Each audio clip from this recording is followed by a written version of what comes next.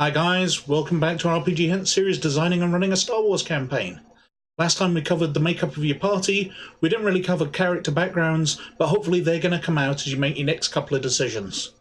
Although I'm going to go over writing Star Wars adventures this time, I mentioned last time that I'd skipped over something in creating your NPCs, but I never told you what that was, and it kind of comes into writing your adventures. So let's go back to that and go over creating your villain. So, Star Wars are generally action-packed, heroic stories. And while many adventures have antagonists who are dealt with within that one story, it tends to work better when the heroes have one main opponent that they're working against throughout the entirety of the campaign. For example, in A New Hope, Tarkin and Darth Vader were the antagonists, but behind the scenes was the Emperor. We heard about him early in the story. And although we see him in the next movie, he doesn't really take part in the story until Return of the Jedi. Your villain should really be the mirror of the heroes. If they're good guys, then he or she's going to need to be evil. But if they're playing smugglers or mercenaries, then the villain of the campaign should probably be less affiliated to good or evil as well. For example, a bunch of free traders smuggling cargo to make ends meet shouldn't really find their enemy to be a Sith assassin or Dark Jedi, as it feels totally different. But a bunch of rebels and trainee Jedi will feel a little disappointed if the climax of their entire campaign is the defeat of a crime lord who only smuggles drugs to the Outer Rim. That's not to say there shouldn't be some crossover. The smugglers could be the targets of an Imperial frigate captain who constantly harasses them. Or the rebels could find themselves facing off against a hot crime lord who's enslaving colonies and selling their people off to Imperial work camps. But the power of their enemy and the level of evil they embody should mirror the players. So, if the fate of the entire galaxy is in the balance, then you need a really big bad guy. Powerful and embodying pure evil, torturing innocents and kicking puppies. If all that's at risk is the player's money, then something far more personal should be used, where the villain just wants to take away what they want, and may not be an awful person at all. Obviously, I'm kind of concentrating on talking about the Rebellion era here, but the idea holds true no matter which time period you've chosen. Whether it's an Imperial Admiral set on the annihilation of a small planet, a Separatist General in charge of a new mega battle droid army, or a member of the Sith fighting an Old Republic army and bringing dark spirits to life, their evil should mirror the hero's goodness and the state should feel relevant. Oh, and I've also been talking about making a villain to challenge your heroes, but maybe you're running a bad guys campaign. But I'm going to stick with my terms, as really, doesn't everyone think that they're a hero of their own story? Now, while it would be wonderful to know the end aims of your antagonist, you really don't need to have them fully fleshed out yet, because although you might want to drop hints of their presence, you don't have to show their face in your first few adventures, as they might be a looming threat. Or maybe they do show their face, but they've yet to evolve into the big bad, because they'll only become that due to your player's actions. So their end goal won't become apparent until the players act. But enough on that. Let's move on to your first adventure.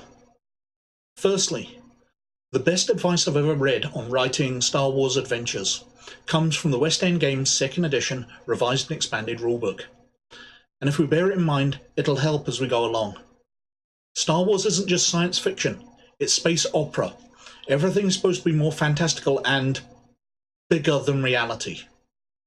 The book says that if you've got an idea for the players to get information from someone within a monastery, then instead of it just being a plain old building on the edge of town, it should be an ancient construction cut into the stone of a mountain, at the top of a mile-high waterfall. And the monks should be Gamorreans who have taken a vow of non-violence, and from there Star Wars-like ideas spring. Maybe the players will end up fighting on the edge of the waterfall. Perhaps there are hidden catacombs beneath the monastery from a forgotten age. Maybe the Gamorrean vow is one they find difficult to keep, and violence is never far away. Make it bigger, make it spectacular, make it different. The biggest symbol of this is perhaps the Death Star itself. Not only is it a dangerous weapon, it's one that blows up entire planets. Not only is it a big spacecraft, it's a space station the size of a small moon. It's bigger, it's more spectacular. Now, it's always good to look to the masters for inspiration. A few months ago I put up a video of the top 5 classic Star Wars adventures. So let's have a quick rundown of those and see how the best published adventures were constructed. At number 5 was Riders of the Maelstrom. An adventure where the players are on the run from the Empire and must take transport aboard a luxury liner. They've got to fit in with the affluent nobility aboard, and they need to uncover an Imperial plot and stop a pirate raid on the vessel while not being detected and being able to sneak away. This adventure explores life amongst the rich and influential, somewhere the players don't usually get to go, and has a bunch of social challenges and investigation, capped off at the end by a big battle with pirates. At number 4 was Death in the Undercity, where the players are sent in as rebel operatives to investigate a series of murders which are set to destabilize rebel ship production. The adventure again explores a situation you don't usually get to see in a Star Wars setting, where the rebels are the authorities. Again, there's a load of social challenges as the murderers are causing political upheavals, and a load of investigation. At number 3 was Black Ice, a more action-packed story, where the players must capture a massive Imperial fuel tanker, and then later turn it back against the Empire to save a rebel base. Much of this adventure is actually a classic dungeon bash, as they explore the ship and try to capture it. At number 2 was Starfall. Again, a fairly action-packed story. The players are captured by the Empire and imprisoned aboard a Star Destroyer. However, they have the chance to escape when the vessel comes under rebel attack. This adventure is far more a series of action challenges, as they must sneak off the Star Destroyer, avoid detection, and fight the crew as they attempt to leave. The adventure ends with a set-piece battle against a scout walker in the hangars of this massive vessel. And the number 1 was Tatooine Manhunt, where the players must track down a Clone Wars veteran general who the Empire wishes to eliminate before he joins the rebellion. This adventure uses much classic movie imagery, using bounty hunters who are imitations of those in The Empire Strikes Back, and is set on the iconic world of Tatooine. With some social challenges to get people to trust them, this involves a bunch of investigation and some combat with the bounty hunters and their Imperial masters. So what can we learn from these adventures? Well, at first glance, some of it seems to be contradictory. Some of the adventures take players to places not seen before and put them in situations uncommon for Star Wars, and some use classic locations to evoke memories of the movies. But that just makes it clear the advantages of using the Star Wars universe. It's large enough to do whatever you want, while being recognisable enough that you can just pull things from the movies and use them to help you easily world build. For example, in the campaign idea I was coming up with in a previous video, which was set in Theed on Naboo. Let's say that at some point a Star Destroyer will arrive over the city to have Gungan slaves shuttled aboard. That's a pretty iconic image that you can probably imagine already, and it's all evoked from very few words. While I can describe it further, the ornate palaces of the city becoming covered in shadow from the massive vessel overhead, the slight vibration in the air from the ship's repulsor lift drive holding thousands of tons of metal suspended in the skies. The initial idea is easy to picture for your players, but there's still space enough to add things of my own. Perhaps there's a moon of Naboo covered with the same stone carvings we saw in the wilderness of the planet, and they could be a setting for an adventure in a scientific research base attempting to unravel the mystery of what happened to them.